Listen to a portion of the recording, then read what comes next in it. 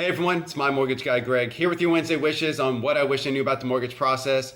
And I really wish everyone knew about HELOCs, right? Lines of credit, your home equity lines of credit, or maybe even a HE loan. At the end of the day, they're kind of structured the same.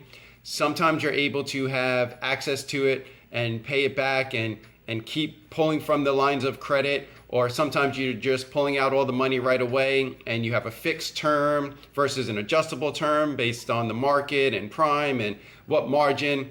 Listen, right? A lot of jargon that comes into it, but overall, I wish you knew that you had access to the equity in your home without touching your first mortgage, right? So somebody might have an extremely low mortgage rate, whether they purchased a few years ago, or maybe they refinanced and got into those low rates, and nobody wants to touch those. We understand.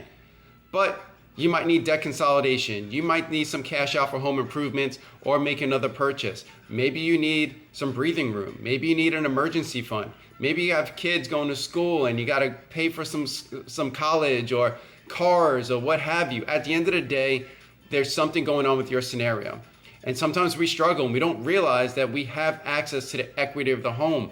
This is your portfolio. It's yours. Let it work for you, right?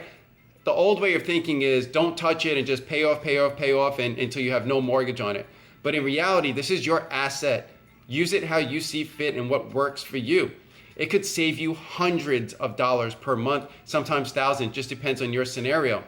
You could pay off all of your debt, save $800 a month. You just don't know about your scenario. And that's why I say get a mortgage consultation. So at the end of the day, you got a value of your home, you have a current mortgage. So the value of the home times a certain percentage on what your file allows, then you pay off your current mortgage. And the remaining amount is what you have access to.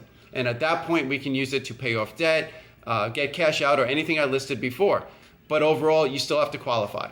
Now, there are some lenders who are just like residential. You have to have all your documentation in, tax returns, W-2s, everything's reviewed, doesn't care if you're self-employed or not. But we also have some investors who are more automated. They don't really care about all the tax returns and the net profit, right? If you're self-employed and you're depositing money into your bank account, but on your tax returns, you show a lot less because you write everything off. Well, we have investors that just look at bank statements, right? They're automated. So if they can go through and see that you're depositing a certain amount, that's the income they're going to use to help qualify you. It's absolutely phenomenal. I have people who have written off everything on expenses. They're only showing less than 10 grand a year in net profit income.